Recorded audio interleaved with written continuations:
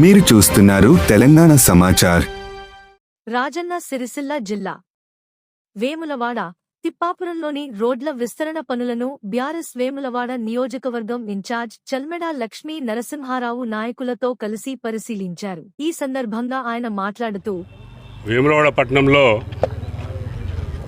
Road winding మరి గుడి అభివృద్ధి పేరు మీద గుడి నుండి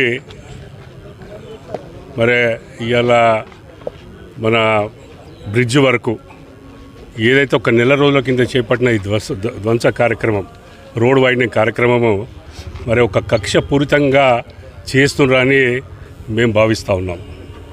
ఎందుకంటే పోయిన నెల 16వ తారీఖు నాడు వారు ఇవాళ ఇక్కడున్న నిర్వసితులందరూ కూడా పోయి ఎమ్మెల్యే గారిని అడిగినారు, సార్ మాకు ఒక్క రోజు 2 రోజులు టైం ఇవ్వండి, టైం ఇస్తే మా సామాన్లను మేము తీసుకుంటాము, మాకు కాంపెన్సేషన్ అందరికీ రాలేదు, నోటీస్ ఇచ్చిన 15వ రోజే మీరు గులగొట్టుడు ఎందుకు, ఇది మీ కార్యక్రమం గుడి అభివృద్ధి ఇప్పటివరకు పనే మొదలు కాలేదు, ఇంత అర్జెంట్ అయిందని చెప్తే నా చేతిలో ఏం లేదు, అది జరుగుతుంది అని వారు టైం ఇవ్వకుండా వారి సామాన్లు తీసుకోకుండా మరి చాలా వారు దౌర్జన్యపూరితంగా మరి ఇలా గవర్నమెంట్ ఏజెన్సీస్ ఇలా గూలగొట్టడం జరిగింది. మీ అందరికీ కూడా తెలుసు. వారు గూలగొట్టిన తర్వాత ఒక నెల రోజులైంది. పోయిన నెల 16 అంటే ఇలా 15, ఒక నెల రోజు అయింది.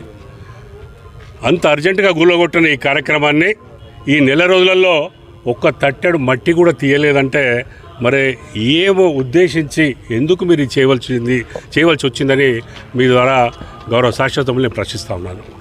ఇలా 1 గంట 2 గంటలు ఒక రోజు అయినప్పుడు నెల రోజుల్లో మీరు ఏం చేయకపోతే వీళ్ళ భయభ్రాంతులు చేస్తుండ్రా? మరి ఇలా ఈ గూలగొట్టిన సంతోషము దీని వెనుక ఇండ్లు ఉన్నాయి. మరి ఇలా ఆ ఇండ్లో ఎట్లా పోవాలి రావాలి, ఎమర్జెన్సీ అయినా కూడా వచ్చిపోయే పరిస్థితి లేదు. మరే మీరు కక్ష సాధింపు కాకపోతే దేనికోసం ఈ చర్య చేపడతలేరు, మీరు ఈ క్లీనింగ్ ఎందుకు చేపడతలేరు మేము పెద్దవాళ్ళని ప్రశ్నిస్తున్నాం.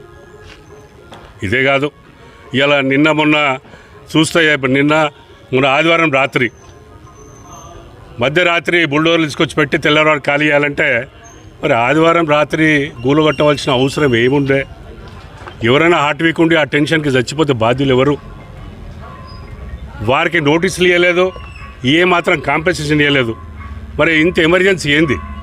ఇలా 2వ బ్రిడ్జు మీరు కొన్ని నెలలు అయింది, ఇవాళ మీరు కొన్ని నెలలు అయినా కూడా దాని కొబ్బరికాయ కొట్టి కొన్ని నెలలు అయినా కూడా ఇప్పటివరకు 2, 3 స్పాన్స్ కావాలి, ఒక్క మరి తట్టెడు మట్టి కూడా తీయలేదు. ఇలా ఆ పక్క ఈ పక్క అంత ఎమర్జెన్సీ చేయవలసిన అవసరం ఏముంది? మీరే చెప్పినారు వర్షాకాలం పని కొనసాగదు, కొన్ని నెలల తర్వాత మేము ఈ కార్యక్రమం చేపడతామన్నప్పుడు ఈ ఎమర్జెన్సీ పని ఎందుకు, ఇంత ఎమర్జెన్సీ ఆతృతంగా ఎందుకు చేస్తున్నారని నేను మీ ద్వారా వారిని ప్రశ్నిస్తూ ఉన్నాను. ప్రజాస్వామ్యంలో ఎన్నుకోబడ్డ నాయకుడు ఇలా వారే చెప్పినారు గుడి జూన్ 15కు మూసేస్తారు అంటే విపరీతంగా భక్తులు దర్శనం చేసుకొని పోవడం జరిగింది. మళ్ళీ వారే చెప్పడం జరిగింది మేము అట్లా అనలేదు అని. శ్రీనివాస్ గారికి ఇవాళ ఆదివారం రాత్రి తెల్లవారు గూలగొడతారనేది కూడా మేము చెప్పలేదు, మాకు తెలియదు అంటే మరి ప్రజాస్వామ్యంలో ఎన్నుకోబడ్డ మీరు మరి మళ్ళొకసారి 5 ఏళ్ళ తర్వాత ప్రజలకు పోయి జవాబుదారం చెప్పవలసిన బాధ్యత ఈ ప్రజాస్వామ్యంలో ఉంది. ఇది ప్రజాస్వామ్యంలో రాజరిక పాలన అని వారిని ప్రశ్నిస్తూ ఉన్నాను. ఎందుకంటే ప్రజాస్వామ్యంలో స్వేచ్ఛ ఉంటుంది. మరి ఎవరైతే కోల్పోతుండ్రో వారు మాకు కాంపెన్సేషన్ లేదని ఒక పెద్ద మనిషి వారు ఏడుస్తూ ఉండి, అన్నా సీనన్న నేను నీకు బొట్టు పెట్టినా, నీకు దండేసినా, నేను గెలిపిస్తే నువ్వు నా ఇల్లు కూలగొడతావు అని కూడా ఏడిచింది. చాలా బాధ మరి వర్ణాతీతం ఎట్లుందని మీరు అందరూ కూడా చూసినప్పుడు మీరు టీవీలలో చూసినాం. అందుకని ఇవాళ నేను డిమాండ్ ఒకటే చేస్తూ ఉన్నాను. డిమాండ్ ఏంటంటే ఇవాళ తక్షణమే మీరు ఏ స్పీడ్తోనైతే ఇది కూలగొట్టినరో ఈ మట్టి అంతా తీయాలి.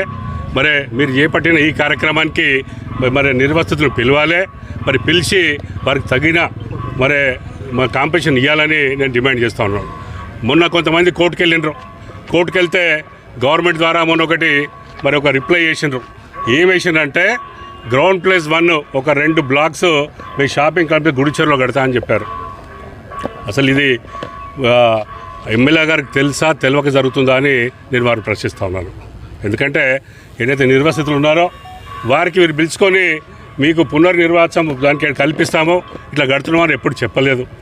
అందులో దానిలో కిరిక్ ఏం పెట్టినంటే 90% పై చిలుకు పోయిన వాళ్ళకే ఇస్తామని చెప్తా ఉన్నారు. మరి ఇలా రెవెన్యూలు చెప్పాలి, ఈ 90% పోయిన వాళ్ళు ఎవరు, 90% పోని వాళ్ళు ఎవరు, ఎవరికి వస్తుంది ఎవరికి రాతనే స్పష్టత ఇవ్వాల్సిన అవసరం ఉంది. అందులో ఏముందంటే మన అడ్మినిస్ట్రేటివ్ శాంక్షన్ ఫైనాన్షియల్ శాంక్షన్ అయిన తర్వాత 18 నెలల తర్వాత మేము అది కంప్లీట్ చేసి ఇస్తామని చెప్తా ఉన్నారు. అసలు ఈ అడ్మినిస్ట్రేటివ్ శాంక్షన్ ఫైనాన్షియల్ శాంక్షన్ ఇంకో 5 ఏళ్ళు కాకపోతే 10 ఏళ్ళు కాకపోతే అట్లే కొనసాగుతుందా? అంటే ఏదో తూతు మంత్రంగా తాత్కాలికంగా తలనొస్తుందంటే ఏదో తలనొప్పి గోలు చేసుకొని ఇప్పటివరకు నడుపుదామనే ఆలోచన ధోరణి కరెక్ట్ కాదు అని నేను గౌరవ శాసనసభ్యులకు తెలియజేస్తా ఉన్నాను. ఇలా మీరు చేసిన ఈ చర్య కేవలం కక్షపూరిత చర్య. కాంగ్రెస్ పాలన మన ప్రజల మన పక్షాన మన ఏది ప్రజా సర్కారు ప్రజల గవర్నమెంట్ అని చెప్తుంటే ప్రజా వ్యతిరేక విధానం ఈ వేములవాడలో ఎందుకు జరుగుతుందని నేను ప్రశ్నిస్తూ ఉన్నాను. ఆలోచించాలి ఇలా. అందుకని ఇది కేవలము కక్షపూరితంగా ఈ ఇన్సిడెంట్లో చూస్తుంటే ఆదివారం రాత్రి 12 గంటలకు వచ్చి అక్కడ ఉన్న మరి ఇండ్లు కానీ మరి దుకాణాలు కానీ మరి గూలగొట్టడం తీవ్రంగా ఖండిస్తూ ఉన్నాము. మన ముఖ్యమైన మన ప్రతిపక్ష పార్టీగా బీఆర్ఎస్ పార్టీ తరఫు నుండి మేము తీవ్రంగా ఖండించి ఎవరైతే ఇబ్బంది పడుతుండో వాళ్ళందరూ కూడా తప్పకుండా వారు వెనువెంట ఉన్నారని మీ ద్వారా తెలియజేసుకుంటూ మళ్ళొక్కసారి శాసనసభ్యుల్ని ఒకటే డిమాండ్ చేస్తూ ఉన్నా, మరి వీళ్ళందరికీ తగు న్యాయం చేయాలి. ఇప్పుడు గూలగొట్టిన మరి ప్రతి మట్టి బిడ్డ కూడా తీసి దీని ఎన్నుకున్న ఇండ్లు కానీ దుకాణ సదుపాయాల్ని మరి వారి జీవితం కొనసాగేలాగా చూడాలని డిమాండ్ చేస్తాం.